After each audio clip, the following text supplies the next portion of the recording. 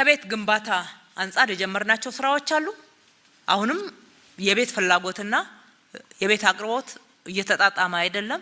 ከፍተኛ ፍላጎት አለ። ሁሌ እንደምንለው ለሁሉም የከተማችን ነዋሪዎች ቤት ፈላጊ ለሆኑ የከተማችን ነዋሪዎች ቤት ገንብተን ማዳረስ አንችልም። የክራይ አማራጮችን ማብዛት ነው። በእነኛ 5 አመታትም 480 ሺህ ቤቶች አቅርቦት ላይ ቀርበዋል ነው እያልን ያለነው እንጂ መንግስት 480 ሺህ ቤት ገነባ እያልን አይደለም። ከዛ ውስጥ ወደ 50% ኦፍ ኮርስ በመንግስት አስተባባሪነትና በመንግስት ነው የተገነባው በጎ አድራጎቶቹን ጨምረን። ሌላው በማህበር በሪል ስቴት በግል የሚገነቡ አካላት የገነቡት ናቸው። ነገር ግን ድጋፍ እያደረግን ነው ቶሎ መጨረስ እንዲችሉ የቤት አቅርቦት እንዲጨምር ማድረግ። ይሄ ኢምፓክቱ በደንብ ተሰርቷል። አንደኛ የቤት ሽያጭ ገበያው ተረጋግቷል። ያው የቤት የሚሸጡ ሰዎች ረከሰ ቢሉትም እኛ የገበያ ማረጋጋት ነው የሚለው። ገበያው ተረጋግቷል። ሁለተኛ ክራይም ላይ አማራጮች እንዲኖሩ ማድረግ ላይ የተወሰነ ለውጦችን አይተናል። ለውጦች አሉ። አሁንም ብዙ መጨመር አለብን ነው እያልን ያለነው። 100 ሺህ ቤቶች አሁን በእጃችን ነው ያሉት። በዚህ አመት የምንጨርሳቸው ምናልባት ከ10 ሺህ እስከ 20 ሺህ ሊደርሱ ይችላሉ። የሚሸጋገሩ አሉ ለፊኒሺንግ። እነኚህን 100 ሺህ ቤቶች ስንጨርስ ቅድሚያ የምንሰጠው እየቆጠቡ ላሉት ነው። ሲቆጥቡ ቆይተው አሁንም እየቆጠቡ ላሉት ቅድሚያ እንሰጣለን።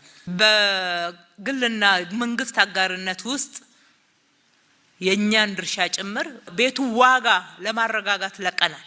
ለምሳሌ 30% አለን በብዙ ቤቶች ወደ 50 ሺህ በሚደርሱ ቤቶች ላይ 30 እጁ የመንግስት ቤት ነው። አሁንም ተጨማሪ ቤቶች የቤት ግንባታ በተለይ ጠቅላይ ሚኒስትራችን በ5 አመት ለሚቀጥሉት 5 አመት ከዚህ አመት ጀምሮ 1.5 ሚሊዮን በሚገነባው ቤት ውስጥ የተለያዩ የፋይናንስ አማራጮች ይገኛሉ። ሁሉም በበጀታችን አይደለም። ተጨማሪ ቤቶች መገንባት አለብን። ግን ለህዝቡ ኮሙኒኬት የምናደርገው ያልሆነ ኤክስፔክቴሽን ከመፍጠር ውስጥ እንድንወጣ ነው የፈለኩት። ያልሆነ ኤክስፔክቴሽን ለሁሉ ሰው ቤት ተሰርቶ እንደሚታደል ቤት የቸገረው ሁሉ ቤት እንካችሁ። የትኛው የዳበረና የበለጸገ ሀገር ይሄንን አድርጎታል? የትኛው ሀገር? የለም እኮ አይቻልም እኮ እንደዛ። መጀመሪያ እነኚህ ወዳደጉ ቀበሌ ቤቶች ውስጥ ያሉትን ያው ሰርተን የሰጠን ነው። ቤቶቹ ያው የመንግስት ሆነው ይቀጥላሉ። ነዋሪው በክራዩ በትንሽ የክራይ ወይም በነፃ ይኖርበታል። እንደዛ ነው እያልን ያለነው።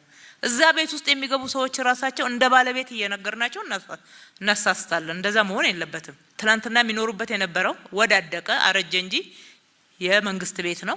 ያንን የመንግስት ቤት መልሰን ገንብተን አሻሽለን ክራይ ሳንጨምር አንዳንዶቹን ብቻ መክፈል የሚችሉትን የመንግስት ሰራተኛ የመሳሰሉት ላይ የተወሰነ ማሻሻያ አድርገን ምንም መክፈል የማይችሉትን ከጎዳና ያነሳናቸውን ደግሞ በነፃ ጭምር እያቀረብንበት ነው ያለነው። እንደዛ ነው የቤት አቅርቦት።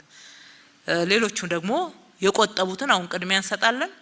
እየቆጠቡ ያሉትን በድሮ ቁጠባ አይሆንም፣ ቁጠባቸውን መጨመር መቻል አለባቸው። የተወሰነውን ክፍያ ራሳቸው መክፈል የሚችሉበትን አቅም ካልፈጠሩ በስተቀር ቤቱን ካስተላለፍን ተመልሶ ባንክ ይወስደዋልና በባንክ ብድር የተሰሩ ቤቶች ስላሉበት ማለት ነው።